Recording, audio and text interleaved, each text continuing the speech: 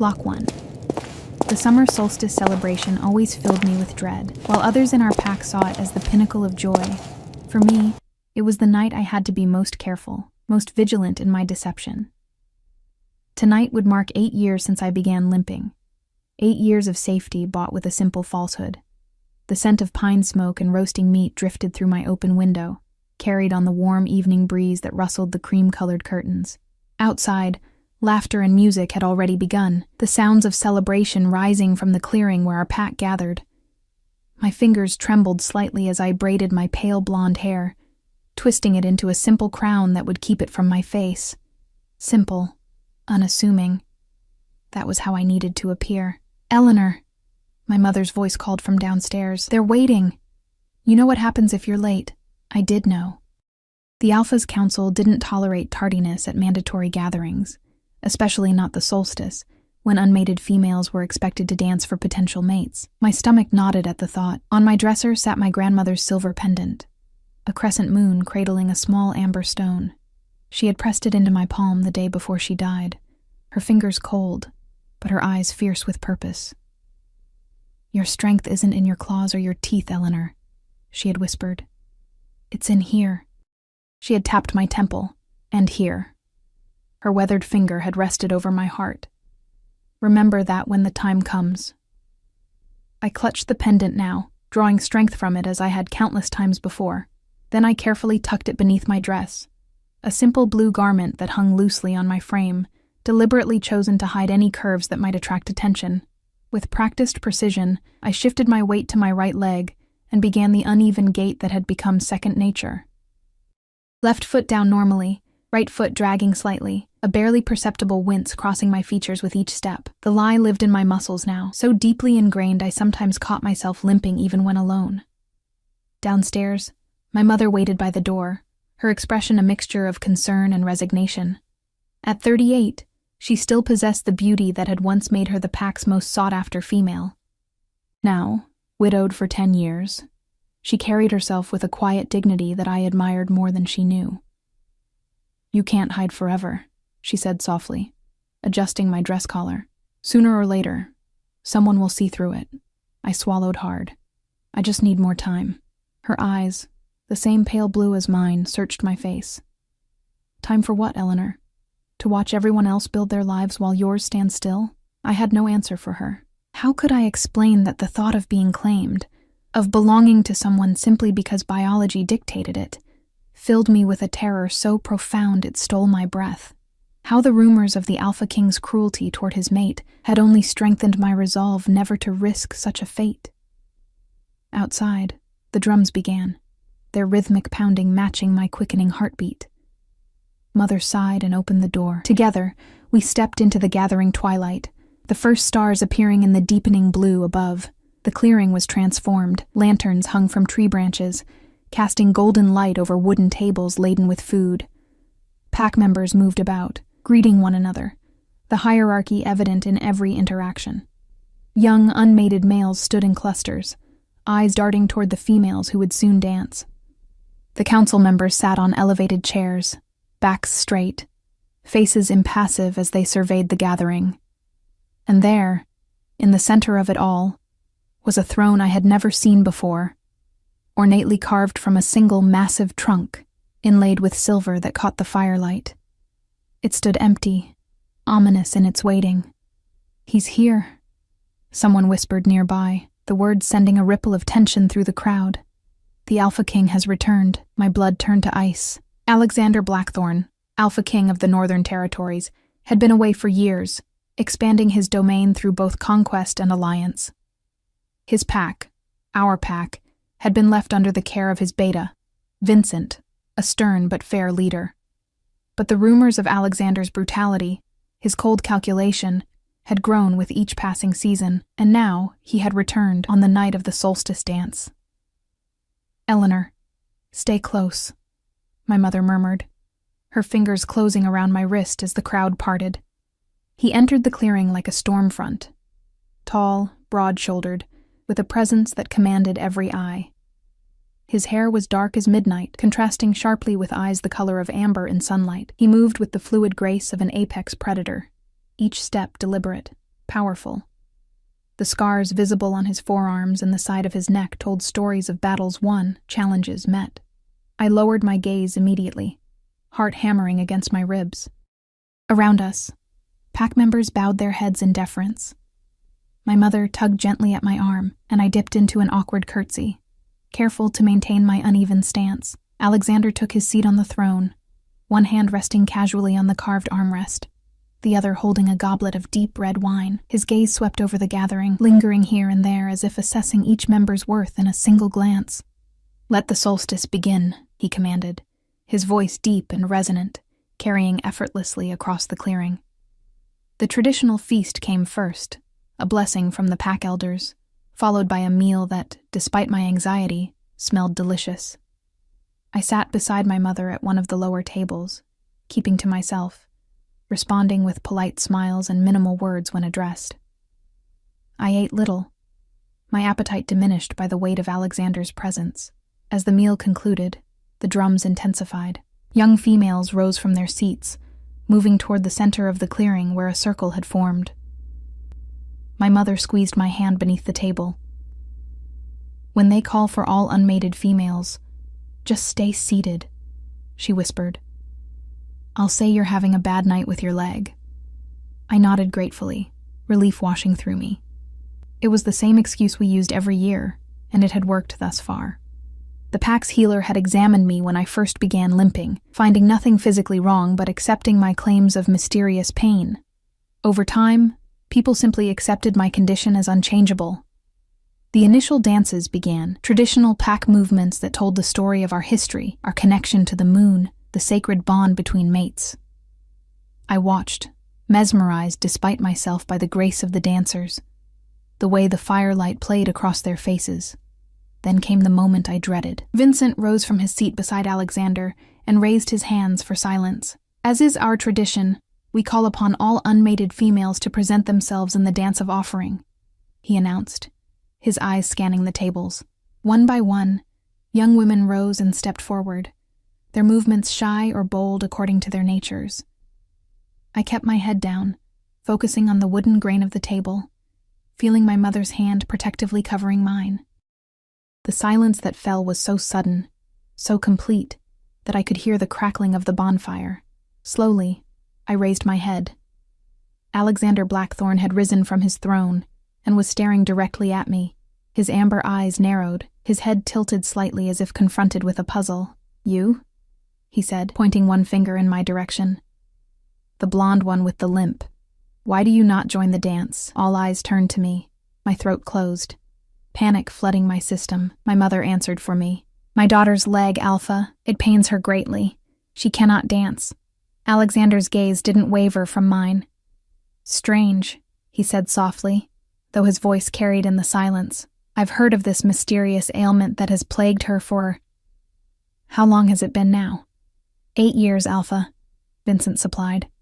8 years, Alexander repeated, the hint of a smile playing at the corners of his mouth. "And in all that time, no healer has found a cause? No remedy has helped?" I shook my head, unable to speak. "Come here," he commanded. The world seemed to tilt beneath me. This couldn't be happening. Not now. Not after all this time. My mother's fingers dug into my arm, but there was nothing she could do. A direct command from the Alpha King could not be refused. I stood, carefully maintaining my limp as I made my way forward. Each step felt like walking toward my execution. The crowd parted, creating a path to where Alexander stood waiting, his posture relaxed but his eyes intent. When I reached him, I kept my gaze lowered, studying the worn toes of my simple shoes. "Look at me," he said quietly. I raised my eyes to his, expecting anger or suspicion. Instead, I found curiosity, and something else I couldn't name, something that made my skin prickle with awareness. "What is your name?" he asked. "Eleanor, Alpha King." "Eleanor," he repeated, as if tasting the name. "You've been limping for 8 years?" "Yes, Alpha King." He circled me slowly, his gaze assessing. I remained still, fighting the urge to run. "The solstice dance is sacred," he said, stopping in front of me again. "It honors our ancestors, our traditions." He paused, his head tilting slightly. "You truly cannot participate?" I swallowed hard. "The pain, Alpha. It becomes unbearable when I dance with me, Eleanor." The request, no, the command, hung in the air between us. The pack watched in stunned silence. No Alpha had ever danced with a crippled wolf. "I can't," I whispered, panic rising in my throat. His smile was slow, predatory. "I think you can." Before I could respond, he had taken my hand in his touch unexpectedly gentle. His other hand came to rest at my waist, and a jolt of something electric shot through me at the contact. "The drums!" he called over his shoulder, never taking his eyes from mine. The drummers hesitated only a moment before beginning a slow, rhythmic beat. Alexander began to move, guiding me with subtle pressure at my waist. I stumbled deliberately, clinging to my deception even as my heart threatened to beat out of my chest. "Stop it," he murmured, his voice too low for others to hear. "We both know there's nothing wrong with your leg." My blood froze. "I don't know what you— 8 years is a long time to maintain a lie, little wolf, a very detailed, consistent lie." His fingers tightened slightly at my waist. "But your muscles tell a different story. There's no atrophy, no genuine weakness. And sometimes, when you think no one is watching, you forget to favor that leg." Horror washed through me in a cold wave. He knew. Somehow he had seen through me in mere minutes when others had believed me for years. "Why?" he asked simply. I couldn't answer. The truth would condemn me. Lying would be futile. "Dance with me properly," he said, "or I will announce your deception to the entire pack." Trapped. I was completely trapped. Slowly, testing, I put weight on my bad leg. Then, with a shuddering breath, I straightened my posture and took a proper step. Alexander's eyes flashed with triumph. "There she is," he murmured. The drums picked up tempo, and he led me into the traditional movements of the solstice dance. My body remembered, despite the years of pretense. Each step, each turn came flooding back as if I had never stopped dancing. Around us, whispers rippled through the crowd. I caught glimpses of shocked faces, of my mother's pale features, of Vincent's calculating stare. "Why the deception?" Alexander asked again, as he guided me through a turn, this time, with his amber eyes holding mine, with his hand warm at my waist. I found myself answering truthfully. "To avoid being claimed," I whispered. "To choose my own fate." Something shifted in his expression. Surprise, followed by what might have been respect. "Brave," he said softly. "Foolish, but brave." The dance ended, and he released me with unexpected reluctance. I stood before him, my deception exposed, waiting for judgment. The pack watched in stunned silence. Alexander's gaze traveled over my face, studying me with an intensity that made it difficult to breathe. Then he turned to address the gathering. "The solstice celebrates transformation," he announced, his voice carrying across the clearing. "The longest day, the shortest night, a turning point." He glanced back at me. "It seems we have witnessed a miracle of transformation tonight." Murmurs of agreement, of wonder, rose from the crowd. "Return to your seat, Eleanor," he said quietly. "We'll speak more of this later." As I made my way back to my mother on steady legs for the first time in 8 years, I felt the weight of Alexander's gaze following me, and knew with bone-deep certainty that my life had irrevocably changed. My mother's face was ashen when I reached her, her fingers trembling as they closed around mine. "What have you done?" she whispered, her voice barely audible over the renewed sounds of celebration. The drums had started again, other dancers taking the floor, but I could feel the sideways glances, hear the whispers behind hands. "I had no choice," I murmured, unable to meet her eyes. The weight of my exposed lie pressed against my chest, making it difficult to breathe. He knew, Mother. Somehow, he knew. The celebrations continued around us, but I was numb to them, my mind racing through possible consequences. Would I be punished? Banished? Our pack had strict rules about deception, particularly deception that mocked sacred traditions like the solstice dance. My grandmother's pendant felt suddenly heavy against my skin, as if reminding me of her words. "Your strength isn't in your claws or your teeth." I touched the small bulge beneath my dress, drawing what comfort I could from the connection to her memory. The night progressed in a blur of tension. Pack members approached our table, some with genuine smiles of wonder at my miraculous recovery, others with thinly veiled suspicion in their eyes. I answered their questions vaguely, claiming the Alpha King's presence had somehow healed me, letting them draw their own conclusions. It was easier than explaining a deception I barely understood myself. As the moon reached its zenith, casting silver light over the clearing, I felt rather than saw Alexander rise from his throne. The crowd parted for him as he moved with purposeful strides directly toward our table. My heart leapt into my throat. "Eleanor," he said, my name a command on his lips. "Walk with me." It wasn't a request. My mother's fingers tightened around mine for a brief moment before reluctantly releasing me. I stood, keenly aware of how strange it felt to rise without pretending, to stand evenly on both feet before the gathered pack. Alexander offered his arm, a courtesy I hadn't expected. I hesitated before placing my hand lightly upon it, feeling the solid muscle beneath his sleeve.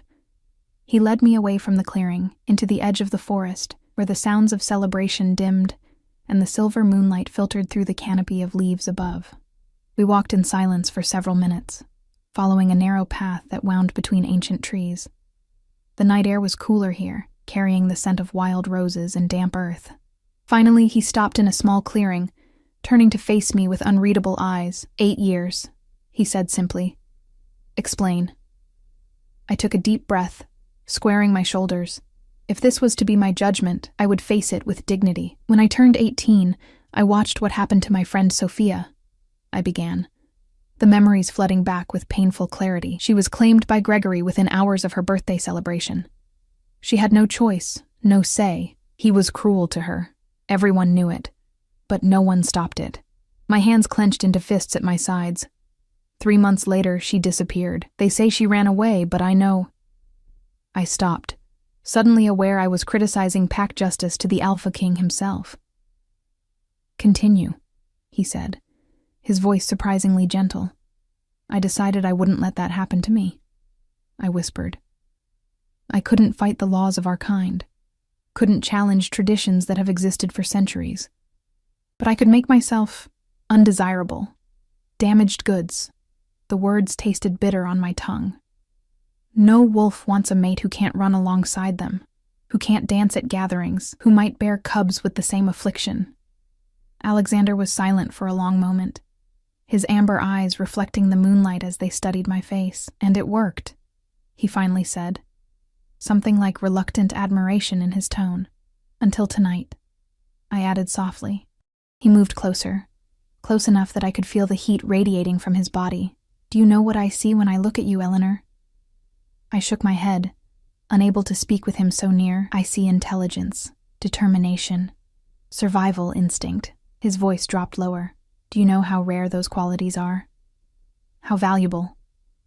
Confusion replaced my fear. This wasn't the anger I had expected, the punishment I had braced for. "You lied to your pack for 8 years, he continued, circling me slowly. "You maintained a physical deception that required constant vigilance, constant control. You outsmarted healers, council members, everyone." He stopped in front of me again. "Everyone except me." A shiver ran through me that had nothing to do with the cool night air. "Are you going to punish me?" His laugh was unexpected, a deep, rich sound that seemed to echo among the trees. "Punish you? For what? For having the courage to forge your own path? For refusing to be a victim?" He shook his head. "No, little wolf, I'm not going to punish you." Relief flooded through me, quickly followed by suspicion. "Then why bring me out here? Why expose me in front of everyone?" Something dangerous flickered in his eyes. "Because lies have consequences, even clever ones. And because I needed to understand. Understand what? Why, the moment I entered that clearing, my wolf recognized you." The words hung in the air between us, charged with meaning I wasn't ready to face. My heart began to race, my instincts screaming at me to run. But there was nowhere to go. No escape from the intensity of his gaze. "That's not possible," I whispered. "You've never even seen me before tonight." "Haven't I?" He reached out, his fingers brushing a strand of hair from my face with surprising gentleness. 5 years ago, during the border wars with the Eastern Packs. A small cottage at the edge of our territory. A young woman with pale blonde hair, reading by candlelight. My breath caught. The memory surfaced. A stormy night, our cottage windows rattling with thunder. I had been alone, Mother gone to help with a difficult birth in the village. A shadow at the window had startled me, the glimpse of amber eyes in the darkness. That was you, I breathed. He nodded. I was wounded, tracking rogues who had breached our borders. I saw you through the window, and something shifted. His jaw tightened. But when I returned the next day, I was told about the crippled daughter of Sarah Miller, the girl who couldn't dance, couldn't run, who kept to herself and rarely left her home. So you left, I said, understanding dawning. You continued your campaigns, your conquests. I left, he agreed, but I never forgot. And when I returned and saw you tonight, limping across that clearing, his eyes darkened. My wolf knew instantly what my human mind took longer to piece together. The scent was right, but the movement was wrong. I swallowed hard, my throat suddenly dry. What happens now? Instead of answering, he asked, why did you never leave? You could have gone to another territory, started fresh where no one knew of your supposed disability.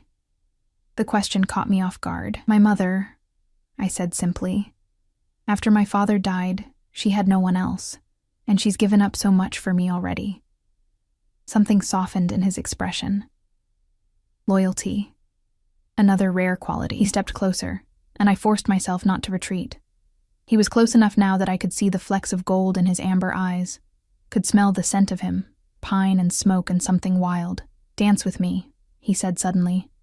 Here, where there are no eyes watching, no judgments. Dance with me as you were meant to. Before I could respond, he had taken my hand in his other hand settling at my waist. There was no music save for the night sounds of the forest, the rustling leaves, the distant hooting of an owl, the soft whisper of our breathing. I should have pulled away, should have maintained whatever distance I could. Instead, I found myself moving with him, our steps falling into natural rhythm. He led with confidence but without dominance, his touch firm, but never controlling. Why did you really maintain the deception for so long? He asked as we turned beneath the dappled moonlight. The truth, Eleanor. Perhaps it was the intimacy of the moment, or the strange sense that I stood at a crossroads, but I found myself answering honestly. Freedom, I whispered. I watched the claimed females in our pack, how they became extensions of their mates, how their dreams and desires became secondary. Even the happy ones surrendered something of themselves. His hand tightened slightly at my waist. Is that what you believe mating to be? Surrender? Isn't it? The female follows the male, bears his children, supports his ambitions. In weak pairings, perhaps, he conceded. In pairings formed for convenience or status or simple biology. The moonlight caught in his dark hair as he leaned closer. But a true mating, a recognition between equals, that's different. We had stopped dancing, I realized. We stood in the center of the small clearing, his hand still at my waist, mine resting on his shoulder, too close, far too close. You don't believe me, he said, reading my expression. I've never seen it, I admitted. Not in our pack. A shadow crossed his features. No, you wouldn't have. Not under Vincent's leadership while I was away. His hand released my waist, moving to gently clasp my chin, tilting my face up to his. My pulse fluttered wildly at the contact. Eleanor Miller, do you know what I've been doing these past 5 years? I shook my head slightly, constrained by his gentle grip. Building alliances, strengthening our borders, creating a future where our pack thrives, not just survives. His thumb traced the line of my jaw, sending shivers down my spine. And finding a way to change traditions that no longer serve us. What traditions? I managed to ask, my voice barely audible. Forced mating, females claimed against their will. The strong preying on the weak. His eyes held mine, fierce with conviction. That ends with my return. That's why I came back. Hope, dangerous, fragile hope, flickered to life within me. You can change centuries of pack law. I already have. In the Northern Territories I control, females have the right of refusal, the right to choose. His lips curved into a smile. Did you truly think you were the only one rebelling against the old ways? The implications staggered me. All these years hiding, deceiving, living half a life, when the very change I longed for was already in motion. Why didn't we hear of this? I asked. Why didn't Vincent belongs to the old guard, Alexander interrupted, his expression hardening. He and his supporters have resisted the changes, kept news of them from spreading here. That's why I returned personally, rather than sending an envoy. He released my chin, taking a step back, and I felt suddenly cold without his nearness. There will be resistance, he continued. Change never comes easily, especially to those who benefit from the current order. Understanding dawned. That's why you exposed me tonight. To make a statement. He inclined his head slightly. A woman who defied tradition for 8 years, rather than surrender her freedom. You became my living example without intending to. I should have been angry at being used as a pawn in his political maneuvering. Instead, I felt a strange sense of purpose unfurling within me. What happens now? I asked again. Now, he said, you have a choice. You can continue living as you have been. Though without the limp, I would hope. His lips quirked in a half-smile. Or you can stand with me publicly, help me show our pack what strength truly looks like. Stand with you as what? I asked, caution tempering the hope in my chest. His gaze intensified, holding mine with an emotion I couldn't name. As whatever you choose to be, Eleanor. That's the point. A twig snapped in the forest behind us, and Alexander turned sharply, positioning himself between me and the potential threat. A moment later, Vincent stepped into the clearing, his face tight with barely controlled anger. Alpha, he said, offering a bow that held the minimum required respect. The pack is waiting for your return to conclude the solstice ceremony. Alexander's posture remained relaxed, but I sensed the tension coiling within him. We'll return shortly. Vincent's gaze shifted to me, cold assessment in his eyes. The council has questions about tonight's revelation. The council answers to me, Alexander reminded him quietly, not the other way around. A muscle twitched in Vincent's jaw. Of course, Alpha. But there are protocols, traditions. Traditions change. Alexander cut him off. As you're well aware. The two men stared at each other, a silent battle of wills that made the air between them seem to crackle with tension. Finally, Vincent inclined his head in a gesture that conceded the moment, but not the war. We await your return, he said, then turned and disappeared back into the darkness of the forest. Alexander remained still until the sounds of Vincent's departure had faded entirely. Then he turned back to me, his expression grave. You see the challenge ahead, he said. It wasn't a question. I nodded.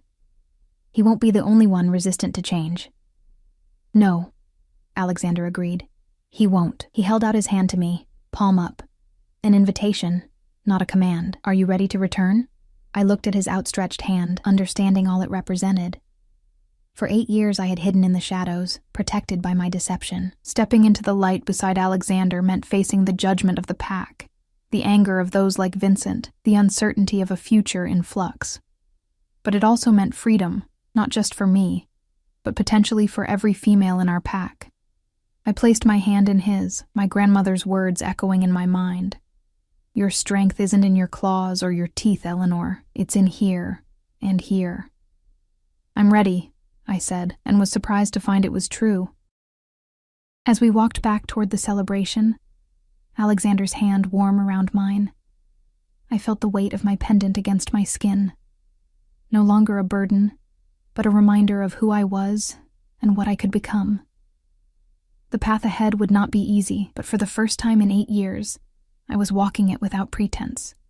We returned to a clearing, humming with tension. Conversations halted as Alexander and I emerged from the forest path, his hand still holding mine. The silence spread like ripples in a pond, faces turning toward us with expressions ranging from curiosity to open hostility. The council members had gathered near the throne, Vincent at their center, their postures rigid with disapproval. My mother stood apart from them, her face pale but her chin lifted in defiance. The sight of her standing alone against their unified front made my chest ache. "Mother," I called, pulling gently away from Alexander to go to her. She embraced me tightly, her body trembling slightly. "Are you all right?" she whispered against my hair. "I'm fine," I assured her, drawing back to meet her worried gaze. "Better than fine." Her eyes searched mine, then flicked to Alexander, who had followed me at a respectful distance. "What did he say to you?" she asked, her voice low with concern. Before I could answer, Elder Miriam, the oldest member of the council, stepped forward. Despite her advanced age, she carried herself with formidable dignity, her silver hair gleaming in the firelight. "Alpha King," she addressed Alexander, her voice carrying across the now silent clearing. "The council requests clarification regarding tonight's events." Alexander's expression remained impassive, but I sensed a subtle shift in his stance. A warrior preparing for battle. "Speak, Elder," he said. "The girl has deceived the pack for 8 years, Miriam stated, her rheumy eyes finding mine with surprising sharpness. Such deception cannot go unaddressed. Murmurs of agreement rose from the gathered pack members. I felt myself shrinking inward, the weight of their collective judgment pressing against me. My mother's hand found mine, squeezing tightly. "You believe punishment is warranted?" Alexander asked, his tone deceptively mild. "Our laws are clear," Vincent interjected.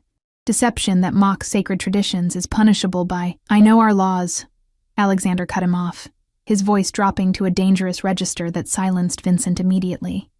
"I wrote many of them." He moved forward, climbing the slight elevation where the council stood, until he towered over them. Though he addressed the elders, his voice projected to the entire gathering. For 8 years, a young woman in this pack was so terrified of being claimed against her will that she chose to live half a life rather than risk becoming property. His gaze swept over the crowd. "What does that tell you about the state of our pack?" Uneasy silence greeted his question. "It tells me," he continued, "that we have failed. Failed to protect our own. Failed to honor the true meaning of the mating bond." Elder Miriam's eyes narrowed. "You speak of changes to our ways. Changes many of us have not agreed to. Changes that have already been implemented across the northern territories," Alexander countered. "Territories that are now thriving while this one, my home, has stagnated in outdated traditions." I watched the faces in the crowd, gauging reactions. Some nodded in tentative agreement, others frowned in confusion or anger. Division was already forming, fault lines cracking through the pack's unity. "The solstice dance," Alexander continued, "was never meant to be a market where females are displayed for males to claim. It was a celebration of choice, of finding your equal, your true match through shared movement and rhythm." His voice softened with conviction. Somewhere along the way, that meaning was corrupted. "By whom?" Vincent challenged. "Our ancestors? The generations who built this pack?" "By those who saw power in control rather than in unity," Alexander replied evenly. "By those who confused dominance with leadership." He turned, descending to the clearing floor, and extended his hand toward me. "Eleanor." My heart stuttered in my chest. He was calling me to stand beside him, to become the center of this growing conflict. My mother's fingers tightened around mine. "You don't have to," she whispered. But I did. I knew I did. Not just for myself, but for every female who had ever felt trapped by our traditions, for every wolf who had surrendered their will to avoid something worse. I squeezed my mother's hand once more, then released it. Walking forward on steady legs, I joined Alexander before the council, before the pack. I kept my head high, though my pulse raced with a combination of terror and exhilaration. "Eleanor Miller deceived no one," Alexander announced. "She protected herself in the only way available to her. If there is blame to be assigned, it belongs to those who made such protection necessary." Vincent stepped forward, his expression thunderous. "You would upend generations of tradition for one female's defiance?"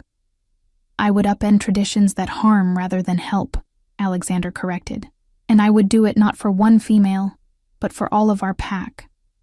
A young woman, Sophia's younger sister, I realized with a jolt, pushed through the crowd. "What about those already claimed?" she asked, her voice trembling with emotion. "What about my sister?" A heavy silence fell. Everyone knew Sophia's story, though few spoke of it openly. Alexander's expression softened as he addressed her. Justice comes in many forms, Rebecca. Some swift, some slow. His gaze shifted momentarily to Vincent, something dangerous flashing in his eyes. But it comes. The implication hung in the air, electric with promise. I stared at Vincent, at the sudden tension in his shoulders, the flicker of something like fear in his eyes. Understanding bloomed within me, a terrible, clarifying realization. It was you, I said, the words escaping before I could stop them. You knew what Gregory was doing to Sophia. All eyes turned to me, then to Vincent. Alexander remained silent, allowing the moment to unfold. You have no proof of anything, Vincent said coldly. But there was guilt in his averted gaze, in the defensive set of his shoulders. I stepped toward him, finding courage I didn't know I possessed. Sophia told me she went to you for help, I continued, memories surfacing of tearful confessions whispered in the safety of my bedroom. She showed you the bruises, and you turned her away. Rebecca made a small, broken sound. Other pack members began to whisper, the noise growing like a gathering storm. Silence, Vincent commanded. But his authority had already begun to crumble. There will be a full investigation, Alexander stated, his voice cutting through the growing chaos, into Sophia's disappearance and all claims made during my absence. He turned to address the pack directly. Change comes, not by my decree alone, but by necessity. Our pack will evolve or it will perish. His hand found the small of my back, a steadying presence as the clearing erupted in voices. Questions, protests, expressions of support and opposition tangling together in a cacophony of uncertainty. This is just the beginning, he murmured. His words meant only for me. I nodded, understanding all too well the storm we had unleashed. My gaze found my mother in the crowd, her face a mixture of pride and worry. Then I looked to Rebecca, tears streaming down her face, but something like hope kindling in her eyes. For them, for all of us, I would face whatever came next. The rest of the night passed in a blur of tense conversations and heated debates. The pack fractured into groups, some rallying around the council members who opposed change, others gathering near Alexander to hear more of the reforms he had implemented elsewhere. My mother and I sat together at the edge of the clearing, watching the dynamics shift like sand beneath a rising tide. You never told me about Sophia, my mother said quietly, her eyes on the flames of the now diminishing bonfire. I promised her I wouldn't, I replied. She was afraid of what Gregory might do if she spoke out publicly. Mother nodded slowly, and now she's gone. Yes. The word tasted bitter, but perhaps not forgotten. As the night deepened, Alexander approached our table, his expression grave. The council has called an emergency meeting for tomorrow, he said without preamble. All pack members are required to attend. A trial? My mother asked, concern etching lines around her eyes. A reckoning? Alexander corrected. He looked at me. Will you speak? Tell what you know about Sophia? The prospect terrified me. Standing against Vincent and his supporters would make me a target, would shatter the careful invisibility I had cultivated for years. But Sophia's face floated in my memory, her bright smile that had dimmed over time, the bruises she had tried to hide, her final desperate plea for help the night before she disappeared. Yes, I said, I'll speak. Alexander nodded, satisfaction evident in the set of his shoulders. Rest tonight. Tomorrow will not be easy. 1. He turned to leave, then paused, glancing back at me. Eleanor. Thank you. The simple words carried unexpected weight, settling something restless within me. I watched him walk away, rejoining the dwindling celebration, moving among the pack members with natural authority, tempered by genuine attention to each person he spoke with. He's not what I expected, my mother observed, following my gaze. No, I agreed softly. He's not. We returned home well after midnight, the cottage quiet and familiar around us. Despite the exhaustion that dragged at my limbs, sleep eluded me. I sat by my bedroom window, watching the stars wheel slowly overhead, my grandmother's pendant clutched in my palm. Dawn was just beginning to lighten the eastern sky, when a sharp knock at our door startled me from my reverie. My mother appeared in the hallway, hastily tying a robe around her nightgown, her expression alarmed. "Stay here," she instructed, but I was already following her to the door. She opened it to find Rebecca standing on our porch, her face tear-stained, her clothes disheveled as if she had dressed in haste. "They're gone," she blurted. "Vincent, Gregory, 3 others from the council. They fled during the night." My mother pulled her inside, closing the door quickly. "Are you certain?" Rebecca nodded frantically. "Alexander sent search parties after them, but—" She turned to me, gripping my arms with desperate intensity. "Eleanor, they took the archive box, the one with all the pack records." Understanding hit me like a physical blow.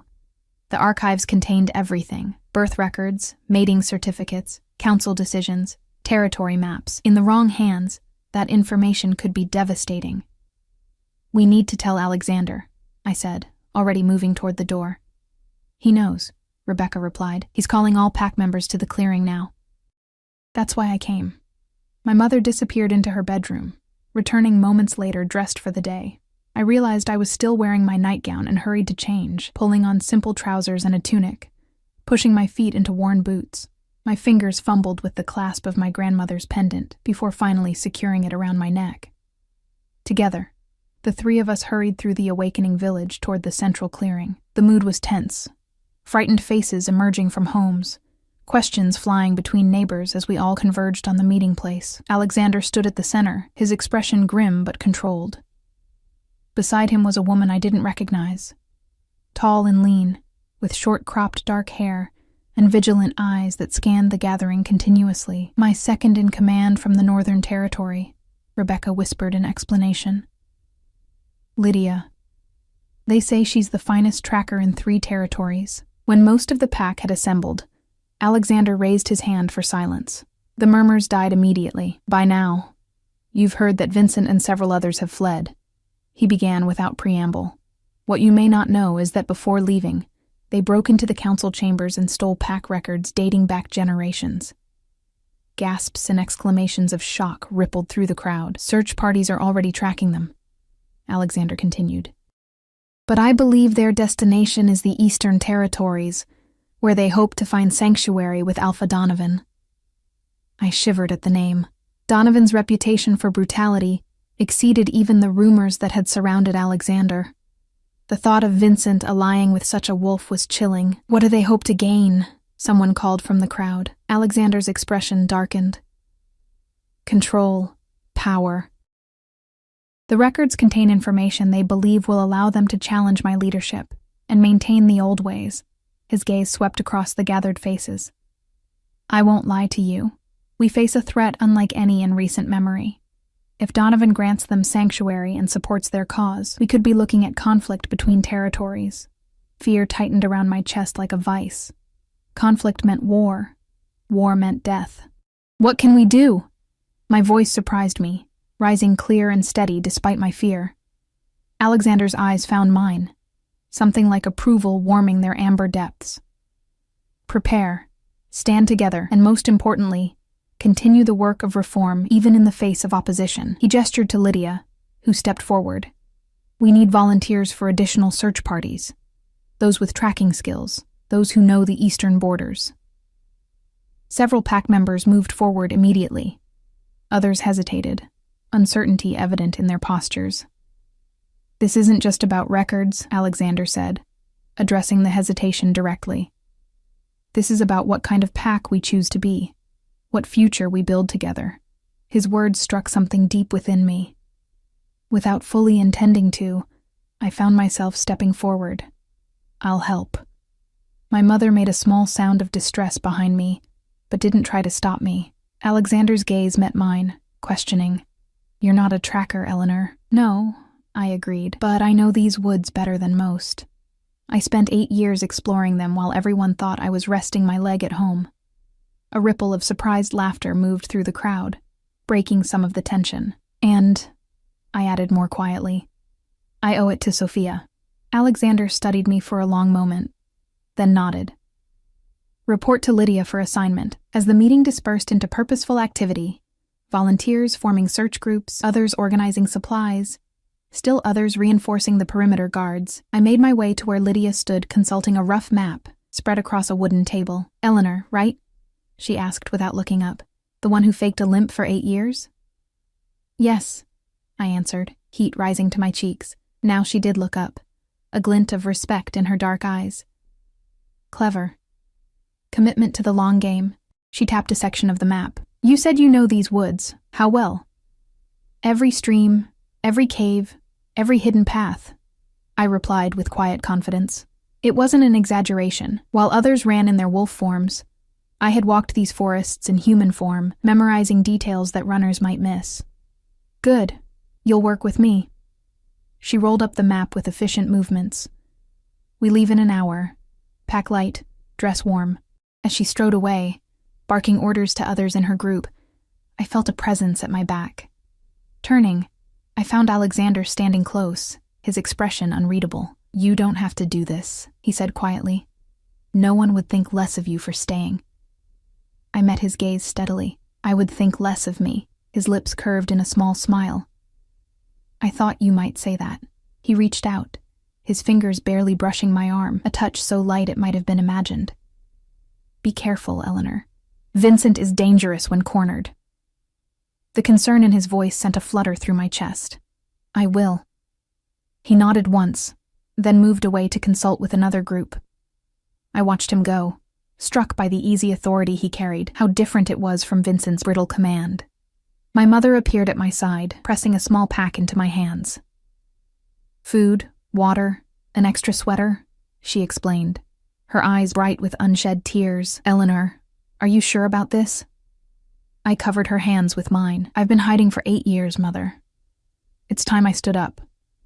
"I know," she whispered. "I'm proud of you. She broke off, swallowing hard. "Come back to me." "I will," I promised, embracing her tightly. "We're going to make things better, for all of us." As I prepared to leave with Lydia's tracking group, I felt a strange sense of rightness settling over me. For years, I had used deception to avoid a fate I feared. Now I was choosing a path forward, one that might lead to danger, but also to something I had never truly allowed myself to hope for. Freedom not just for myself, but for everyone. The weight of my grandmother's pendant rested against my skin, no longer a burden, but a reminder. Your strength isn't in your claws or your teeth, Eleanor. It's in here, and here. Head high, I joined the trackers at the edge of the clearing, ready to face whatever lay ahead. The forest embraced us in its green shadows as we set out, a group of 6 with Lydia at the lead. The morning air was crisp, carrying the scent of pine and recent rain. We moved quietly, following a trail visible only to those trained to see the subtle signs of passage. A broken twig here, a disturbed patch of moss there. I stayed close to Lydia, pointing out landmarks and hidden paths as we traveled east. The others in our group, 2 males and 3 females, all experienced trackers, watched me with curious eyes. I could read the questions in their glances. How had I maintained my deception for so long? What else was I hiding? But they kept their thoughts to themselves, focused on the task at hand. "Vincent knows these woods nearly as well as you claim to," Lydia remarked as we paused beside a small stream to refill our water containers. "What makes you think we can overtake him?" "He knows the main paths," I corrected, kneeling to splash cool water on my face. "The hunting routes, the ceremonial ways. But the secret places," I smiled faintly, "those belong to the invisible ones." "The invisible ones?" "Those the pack overlooks, the elderly who can no longer run with the hunters, the children too young to join the hunts." I met her gaze. The crippled girl no one expected to wander far from home. Understanding dawned in her eyes. "Show me." I led them off the trail we had been following, into a dense thicket that seemed impenetrable at first glance. Pushing aside branches with practiced hands, I revealed a narrow tunnel through the foliage, barely visible unless you knew exactly where to look. "This cuts directly east for nearly 2 miles, I explained. "It follows an old stream bed that dried up decades ago. Few know it exists." Lydia's expression shifted from skepticism to approval. "Lead on." We made better time than I had dared hope, emerging from the hidden path into a small meadow dappled with early morning sunlight. Lydia crouched, examining the ground with expert eyes. They came through here, she confirmed, fingers hovering over a partial footprint in a patch of soft earth. Recently, within the last 6 hours, hope surged through me. Then we're gaining on them. We continued this way throughout the morning, following the main trail where necessary, cutting through my secret paths where possible. By midday, even the most skeptical members of our group had begun to look at me with new respect. We stopped briefly to eat, sheltered beneath the spreading branches of an ancient oak. The forest was quieter here, the birdsong more subdued, as if the trees themselves held their breath in anticipation. We're nearing the eastern border, Lydia observed, studying her map. Once they cross into Donovan's territory, our task becomes much more complicated. If they make it that far, one of the male trackers, Marcus, I had learned, added grimly. I picked at my food, appetite diminished by the growing tension. The weight of our mission pressed against my chest. This wasn't just about recovering stolen records anymore. It was about preventing a conflict that could tear apart multiple territories, cost countless lives. Why did you really volunteer for this, Eleanor? Lydia asked suddenly, her sharp eyes assessing me. And don't say it was for Sophia, there's more. The others paused in their eating, attention turning to me. I set aside my half-finished meal, considering my answer carefully. For 8 years I lived in fear, I said finally. Fear of being claimed, fear of losing my freedom, fear of being trapped in a life I didn't choose. I met Lydia's gaze steadily. I'm tired of fear dictating my choices. She nodded slowly. Fear is useful. It keeps you alert, keeps you alive. But when it becomes your master rather than your servant. She left the thought unfinished. Alexander spoke of changes in the Northern Territories, I said, curiosity overcoming my usual reserve. What's it really like there? A small smile touched Lydia's lips. Different. Challenging at first. Change always is. But better. She looked around at our group. Females serve on the council equally with males. Matings are by choice, not claim. Strengths are valued wherever they appear, not just in those with the sharpest claws. And you? I asked. What's your place in this new order? I'm second, because I earned it, she said simply. Not because I was born male or female, strong or fast, but because I proved my worth through actions. Her words settled over me like a revelation, brightening the future I had barely allowed myself to imagine, a world where worth was measured by character rather than circumstance of birth. It seemed almost too much to hope for. Our brief respite ended as Marcus raised his head suddenly, nostrils flaring. Blood, he said tersely. Fresh. We were on our feet instantly, packs abandoned as we followed him through the trees. The scent grew stronger as we approached a small clearing, metallic and sharp in the afternoon air. The body lay crumpled at the base of a massive pine, face down in the carpet of needles. Even before Lydia carefully turned him over, I knew who it was. Gregory, Vincent's most loyal supporter, the wolf who had claimed and abused Sophia until she disappeared. His throat had been torn out, the killing wound precise and deliberate. Not the work of an animal or a wolf in rage, but a calculated execution. Vincent, Lydia said, examining the wound with clinical detachment. This was done by someone he trusted enough to get close. Why would Vincent kill his own ally? One of the female trackers asked, her voice hushed with shock. Lydia rose, wiping her hands on the forest floor to clean them of blood. Internal conflict. Perhaps Gregory wanted to turn back, or wanted a larger share of whatever they hoped to gain. Or perhaps, I thought, but did not say, Gregory knew too much about Sophia's fate. We buried him quickly, not out of respect for the dead wolf, but to eliminate the scent of blood that might attract unwanted attention. As the others covered the grave with branches and leaves, I stood apart, conflicted emotions churning within me. I had hated Gregory for what he'd done to Sophia, had sometimes imagined him meeting a violent end. Now that it had happened, I felt no satisfaction, only a hollow sadness for all that had been lost. We need to move faster, Lydia announced as we gathered our packs. Vincent has shown he's willing to eliminate liabilities. The others with him are in danger, whether they realize it or not. We pushed on through the afternoon, the forest growing denser, the terrain more challenging as we approached the eastern border. My secret paths were less reliable here, in areas I had rarely ventured, but still we made better time than Vincent's group, encumbered as they were by the heavy archive box. As dusk approached, painting the forest in deepening shades of purple and blue, Lydia called a halt. "We're close," she said, voice barely above a whisper. "Very close. I can sense them." She signaled for us to spread out, moving with exaggerated care through the underbrush. I followed her lead, placing each foot deliberately to avoid the telltale crack of a twig or rustle of leaves. Then I heard it. Voices carried on the evening breeze, tense with argument. We crept forward until we could make out a small camp nestled in a protected hollow. 3 figures moved around a small, smokeless fire: Vincent, Elder Miriam, and Council Member Thomas. The archive box sat beside Vincent, its ornate surface reflecting the firelight. "Can't be trusted," Elder Miriam was saying, her aged voice quavering with emotion. "Gregory's death proves it. This has gone too far, Vincent." "Too far?" Vincent hissed. "We've barely begun. Donovan will welcome us with open arms when he sees what we bring him." "And what exactly do we bring him?" Thomas demanded. "Ancient records? Mating certificates? Birth registries? What value do these truly hold?" Vincent's laugh was cold, sending a shiver down my spine. "Not the records themselves, you fool. The information within them. The bloodlines, the hidden connections. The proof that Alexander's claim to the throne is weaker than he knows." I exchanged a startled glance with Lydia.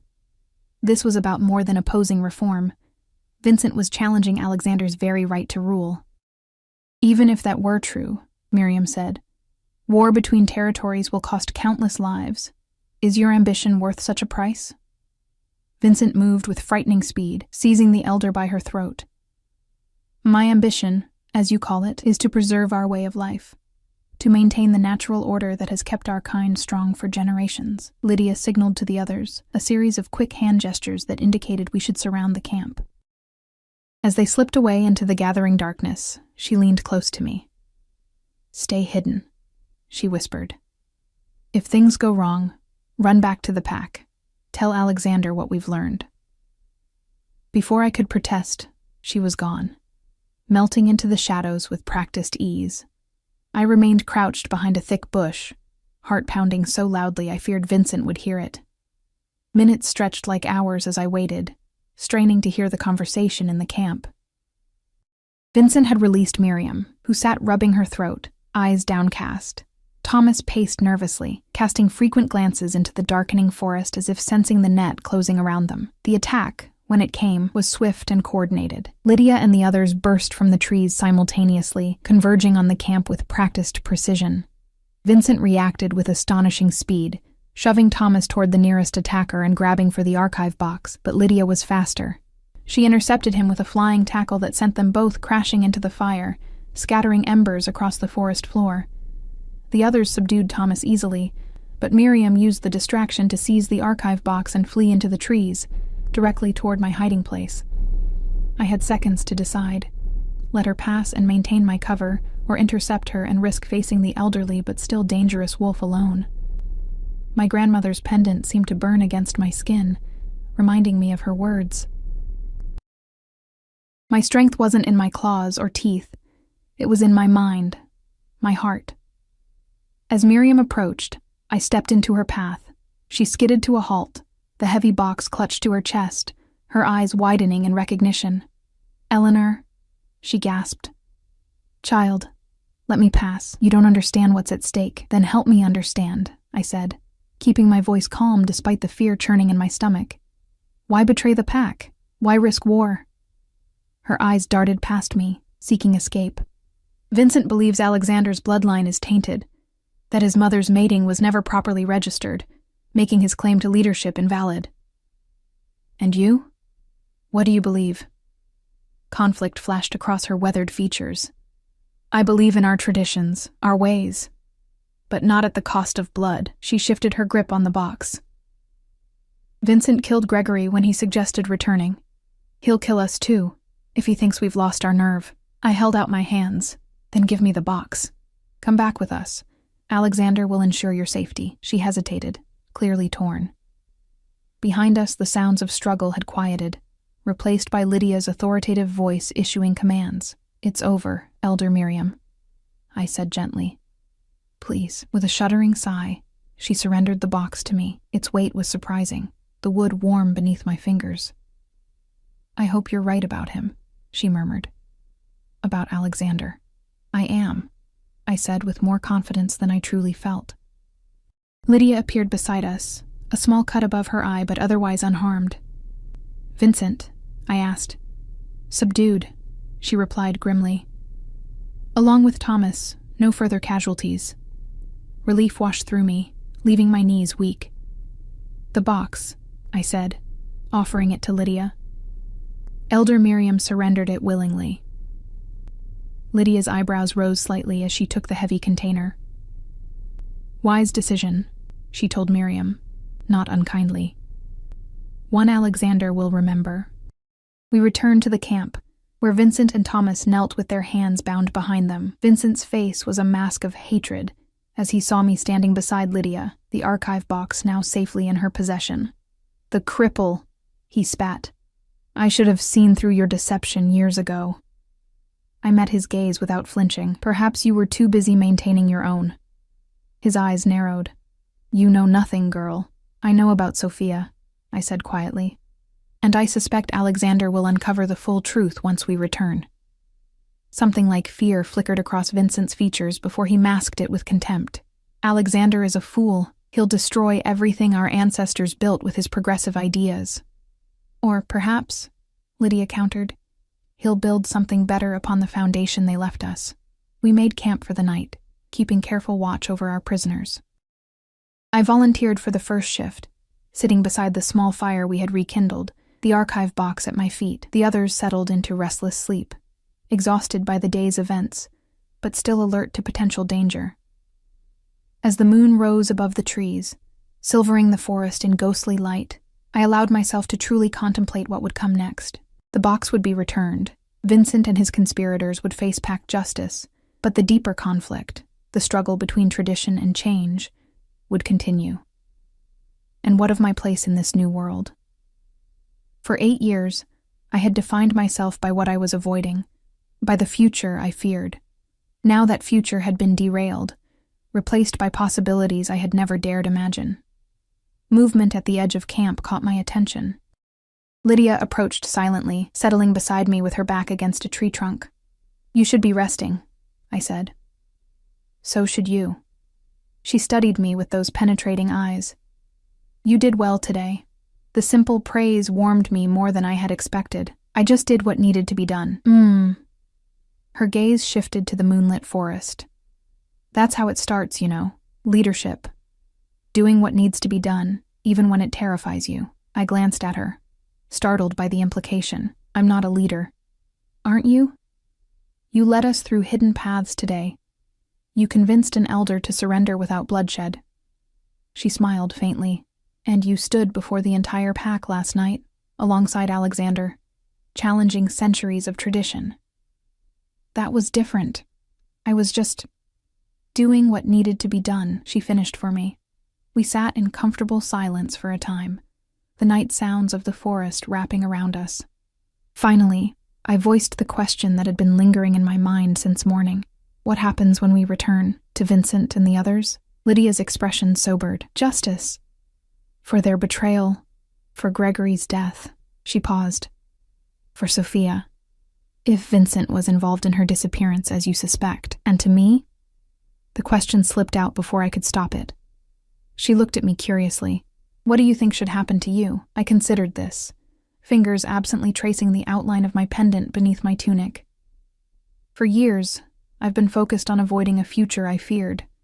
I never really thought about what future I wanted instead. And now? Now. I searched for words to describe the fragile hope taking root within me. Now, I want to be part of building something better, something that gives everyone the freedom to choose their own path. Lydia nodded approvingly. Alexander will need allies in this fight. Strong ones. The implication hung between us, unspoken but clear. I could continue standing in the shadows, or I could step fully into the light, with all the risks and responsibilities that entailed. "Get some rest," Lydia said, rising smoothly to her feet. "I'll take over the watch." I lay down on my makeshift bed of pine boughs, but sleep eluded me. My mind raced with possibilities, with hopes and fears equally balanced. Above me, the stars wheeled slowly across the night sky, constant yet ever-changing, like the pack itself. We returned to the packlands the following day, our captives walking sullenly before us, the archive box safely tucked in Marcus's pack. Word of our approach spread quickly, and by the time we reached the central clearing, most of the pack had gathered to witness our return. Alexander stood waiting, his face impassive, but his eyes finding mine immediately. Beside him stood my mother, her relief visible in the slump of her shoulders as she saw me safe. And there, partially hidden behind my mother, was a figure I had never expected to see again. Thin, pale, but unmistakably alive. "Sophia," I whispered, stumbling to a halt. She stepped forward, a wan smile touching her lips. "Hello, Eleanor." The clearing erupted in shocked whispers. Vincent's face drained of color as he stared at the girl everyone had believed dead or gone. Alexander raised his hand, and silence fell immediately. "As you can see," he said, his voice carrying across the gathering, "we've had developments in your absence." Lydia stepped forward, formally presenting the archive box and the captives to Alexander. He accepted the box with a nod of thanks, then turned his attention to Vincent. "You stand accused of theft, conspiracy against your alpha, and the murder of Gregory," Alexander stated. "What say you in your defense?" Vincent lifted his chin defiantly. "I acted to preserve our way of life, to protect our pack from misguided reform, by allying with Donovan, by risking war between territories." "By any means necessary," Vincent replied coldly. Alexander's expression hardened. "And what of Sophia? What role did you play in her disappearance?" Vincent's gaze flickered to the girl standing beside my mother. "I had nothing to do with that. She ran away, as everyone believed." "Liar," Sophia said, her voice stronger than her fragile appearance suggested. "You helped Gregory hide what he'd done to me. You told him to." Her voice broke. "To get rid of me when I threatened to expose you both to the pack." Vincent's face contorted with rage. "You have no proof." "We have her testimony," Alexander countered. "And we have this." He held up a folded paper, a letter, found in Gregory's cabin after a thorough search. "Detailed instructions, in your handwriting, on how to dispose of a problem." The color drained from Vincent's face. "Fortunately for Sophia," Alexander continued, "Gregory couldn't bring himself to kill her. He abandoned her in the eastern forest instead, assuming exposure would finish what he could not." "How did she survive?" someone called from the crowd. Sophia's gaze found mine. I remembered what Eleanor once told me about a cabin, deep in the woods. A place her grandmother had shown her. "I managed to find it, to shelter there until I could recover enough to travel further." I stared at her in wonder. The cabin had been my secret refuge, a place I had mentioned to her only once, years ago, that she had remembered, had found it, when at her weakest. "She returned to us 3 days ago," Alexander explained, drawn by rumors of changes in leadership, of reforms being implemented.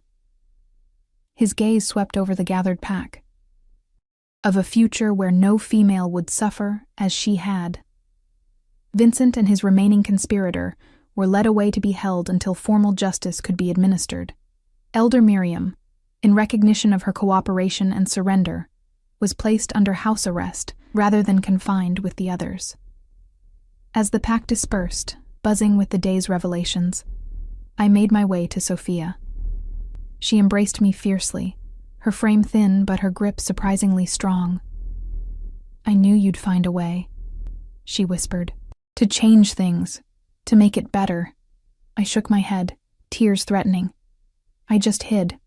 For 8 years I just hid while you survived," she interrupted firmly, "as did I. And now we can do more than survive." My mother joined us, wrapping us both in her arms as if we were children again. Over her shoulder I saw Alexander watching us, something soft in his amber eyes. When our gazes met, he inclined his head slightly, acknowledgement, respect, perhaps something more. In the days that followed, the pack began the difficult work of transformation. The archives were restored to their proper place, though Alexander ordered them open to any who wished to examine them, transparency where once there had been secrecy. A new council was formed, balanced equally between males and females, with my mother among those selected to serve. Sophia grew stronger each day, her quiet courage inspiring others who had suffered in silence to come forward with their stories.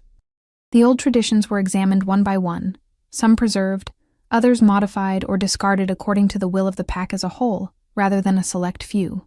And I found myself increasingly at Alexander's side, first as a voice for change, then as a trusted advisor, and finally as something neither of us had anticipated when he called me to dance on that fateful night. It happened on the autumn equinox, when the pack gathered once more to celebrate the changing of seasons.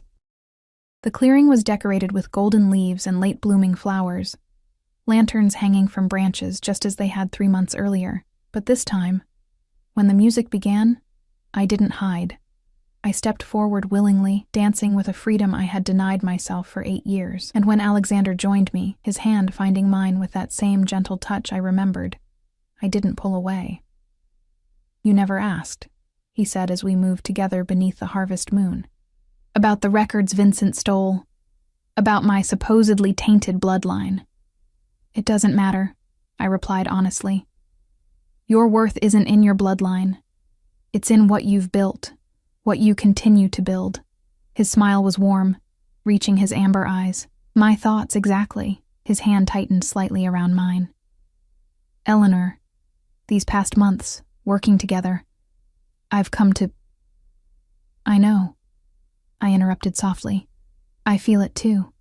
We had circled each other cautiously these months, both of us wounded in different ways by the past, both wary of surrendering control. But as we danced beneath the stars, something shifted between us, a recognition that control and surrender weren't the only options. That partnership, true partnership, was possible. "I won't claim you," he said, his voice low and fervent. "Not now, not ever. Whatever grows between us must be chosen, freely given on both sides." My grandmother's pendant rested against my skin, a familiar weight that now felt like a blessing rather than a burden. "Your strength isn't in your claws or your teeth, Eleanor. It's in here, and here. I choose this," I whispered, meeting his gaze steadily. "I choose you. Not because biology dictates it, not because tradition demands it, but because I want to build something with you.